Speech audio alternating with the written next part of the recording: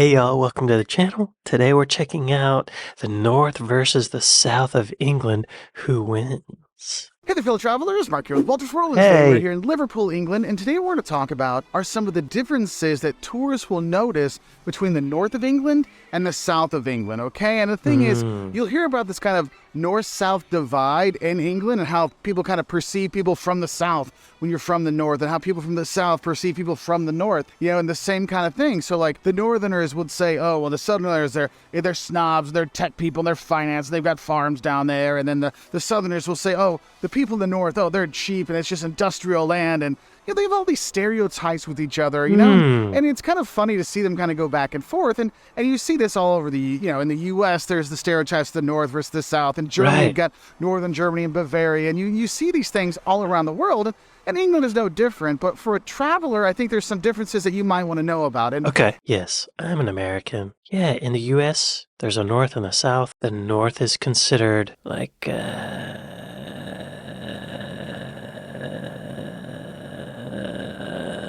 urban, and the south is considered rural, like in general. But there's some big cities in the south, and there's some farms in the north. So I think it's just like a holdover from a couple hundred years ago. Civil War, slavery. It's a loaded subject in America. Anyway, what's up in England? Traveler, I think there's some differences that you might want to know about. And one, I would say, would be the accent. Because if you're used to watching BBC shows or the BAFTA Awards or the Oscars when they win the awards, that English that you hear, that English accent, that's more of the South. So like the BBC is definitely more of a Southern English accent than is a Northern accent. Because the Northern accent, as a traveler, you're going to have to focus a little bit more when they're talking because it can be a little strong in certain places. And in some places, if you're in York, you might notice that they don't say the as much as you think they would. Or here, when you're in Liverpool, you might notice sometimes they change the TH to a D sound, But there's little things like that you might notice in the accent. Whereas in the South, it's more of the BBC English, Queen's English kind of thing, all right? Received pronunciation. It's not what a it's called, huge difference.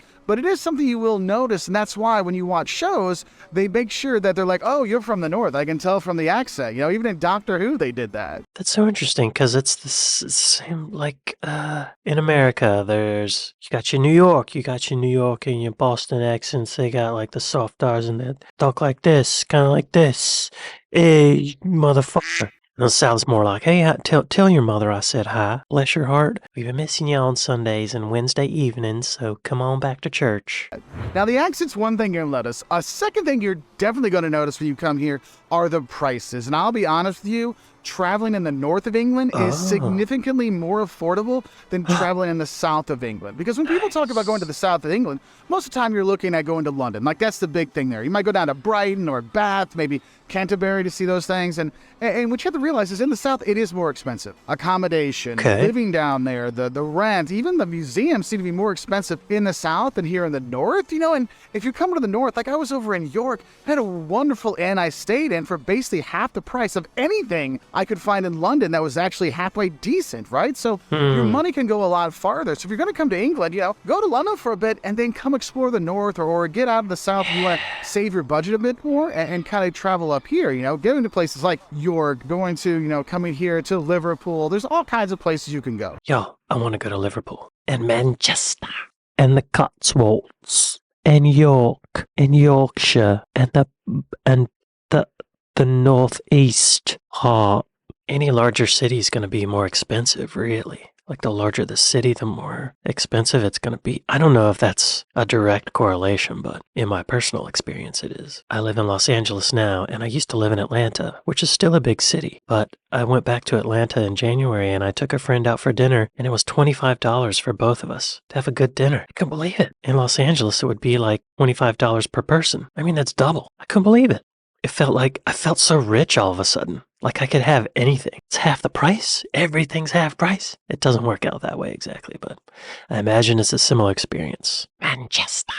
Now, another thing you might notice when you travel around England is the Northerners tend to have more of a reputation for being more open and more friendly to tourists and more friendly in general. Like more of like that Texas, like they're going to talk to you on the subway, right? Or on the tube, like kind of thing. And you'll see that when you're here, whereas the South, the people are still they're friendly. It's not a big deal, but they kind of keep to themselves a little bit more. And I think that's why sometimes people from the North think they're more snobbish because they're not talking but it's just they're more reserved, or they just don't talk to random people on the tube as much Mm-hmm. in London and in Mm-hmm. the South than they do here in the North.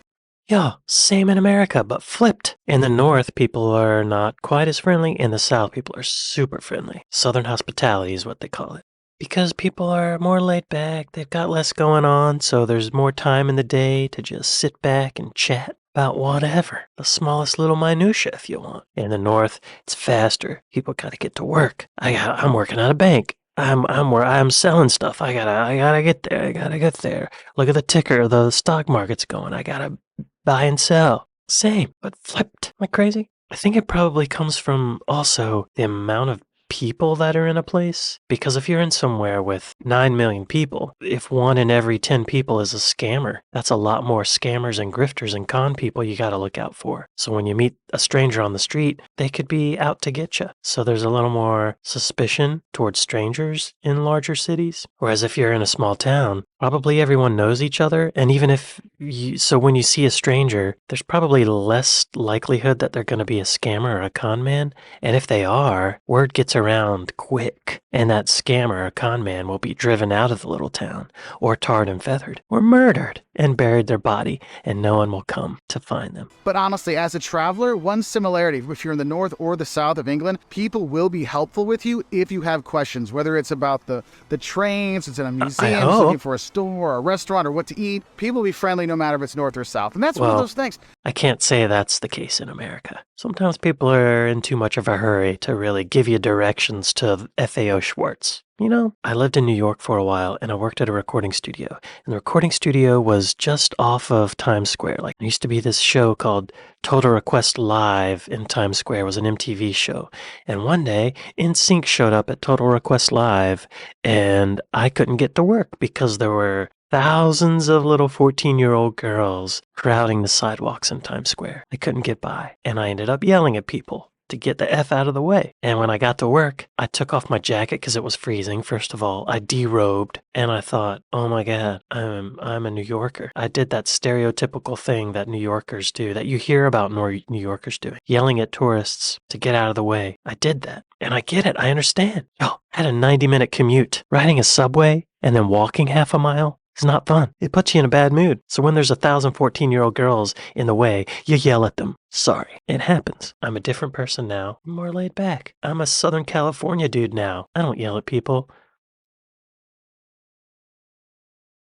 Often. There's not a ton of differences between the north and south. There's just these little things you might kind of notice when you're there. And I know there's one thing that I noticed the other night when I was in York, and that is their chips. The French fries. Okay, what? When you come here, if you go to the south of England, you order some chips, they just give you chips, French fries. And if you want some ketchup, you can put it on there. If you want mayo, you can put them on there. You can do whatever you want on there, but they give it to you kind of dry, right? Whereas if you're in the north, I've noticed that they tend to sometimes put coverings on their fries, like maybe you have chips and gravy or chips and curry sauce on top. And I just noticed that the north likes to have a little bit more gravy, a little more sauce on their dishes than in the south. So just be aware of that. So if you're in the north and you're ordering fries, you're ordering dinner, and they bring a thing of gravy with it, you're like, well, I didn't order a steak or mashed potatoes. What's going on? That's to dip your fries in. Or to pour over top, whatever you prefer. Oh yeah, the North is doing it right, y'all. They know what poutine is. Maybe they don't call it poutine. They probably just call it chips and gravy, right? Now, another difference I think is important for travelers that you might not understand if you're not from here is there is a difference in how people perceive football or soccer for my American friends. Is that the thing is, throughout England, everybody loves football, okay? It is the thing here. On the weekends, people are watching. When the national teams play, they're all cheering, and then they're all gutted at the end of the tournament because they didn't win. But honestly, it's one of those things that really binds everyone together. They all love football. But the thing is, if you're in the south of England, people like football, they cheer for the team, and that's great. But if you're in the north of England, it's more like football is life. And it definitely has a lot more passion when you go to the games in the north versus the south, okay? So just be aware of that. If you're looking to go to a game, you might notice it's a little more rambunctious here in the north at the games than if you're going to like a Chelsea or Arsenal game. Yo, same thing in America, but flip-flopped. In the in the southern United States, football is a religion. Excuse me, not soccer. American football is a religion. Friday nights, you got the high school football. And that is hardcore. All these small towns come together to rally around their team. It's the one thing they got. It's the one thing they got. And they're all about it. They put all their focus. All the culture of this tiny little town is focused on the high school football team. Then Saturdays, you have the college football teams. The whole college and the whole city is around the college football team.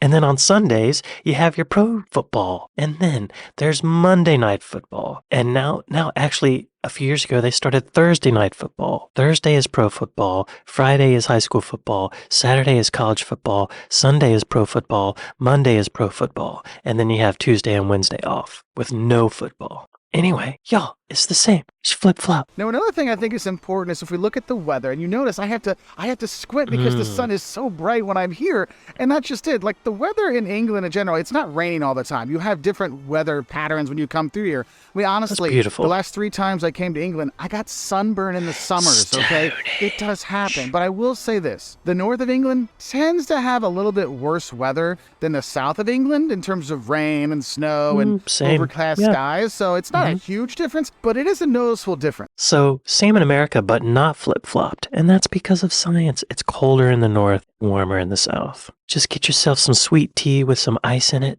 or a mojito, cold beer, Miller Lite, or a Bud Light if you want to get into politics.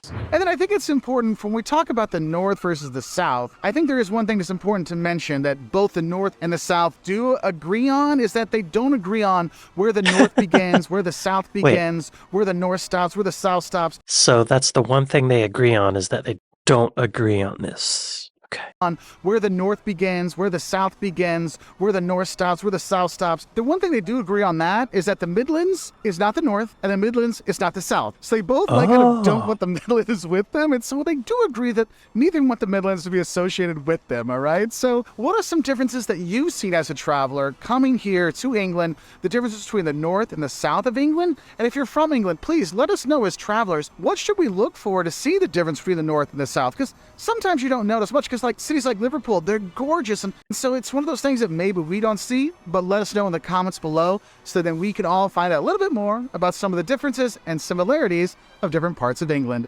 Yeah, what do y'all think? I feel like he nailed it, but I've only been to England once, and I went to London, and that's it. In a little town outside of London called Egham, and it was part of school, so I was sheltered from the real world. Look at Walter. So happy here. Walter, I hope you're doing well. I appreciate your videos. I know you're watching. I know you watch every video I make. He has another video called The North, the Best Part of England? Question mark. He didn't say who wins. He didn't answer our question. I have to say, the north of England sounds more like my style because there will be a lot of small town simpletons for me to grift and con. Just kidding. Oh, see, here. Ah, is this the line? Statistics suggest that the consumption of fast food appears to be higher in the north of England, with the UK's 14 fattest cities to the northwest of the dividing line detailed above. Y'all, they like gravy on their chips, so they're fatter. I'm into that. I might be a northerner. So yeah, with all the flip-flopping, if I'm a Southern American or a United States citizen from the southeastern United States, then I would fit in with the Northern England crowd better, maybe. Although I am a city boy. I like the city. Ah, the North is more pro-Brexit, and the South is more pro-European Union. Industrial decline is most usually given as an explanation for the North-South divide. During the Industrial Revolution, many northern cities underwent a process of intense industrialization, as raw materials such as coal and iron ore could be found in these areas. This led to comparatively high wealth. It also led to heavy reliance on a few key industries. And as heavy industry began to leave the UK for developing countries under the new International Division of Labour, these areas declined rapidly. Events like the UK miners' strike polarized public opinion and led to an increase in the divide. The Economist proposed in a 2017 article that the origins of North-South divide could be traced back to the Norman conquest. That was a long time. And the Herring of the North. What is the Herring of the North? Everyone's now named Harry. The Herring of the North was a series of military campaigns waged by William the Conqueror in the winter of 1069 to 1070 to subjugate northern England, where the presence of the last Wessex claimant, Edgar Atheling, had encouraged Anglo-Saxon and North blah blah blah. William the Conqueror laid waste to many towns and estates in the north. This significantly reduced the wealth of the northern half of the country, laying the foundations for centuries of economic disadvantage. Centuries of economic disadvantage. Well, this divide's been going on a long time. Again, same in America. Probably not as long, though. Although the Native American tribes had issues with each other. So sorta? Well, this is really interesting. It's kind of nice to know that other countries have north-south quibbles, spats, wars. Anyway, thank y'all for watching this video with me, and I'll see y'all next time. Later.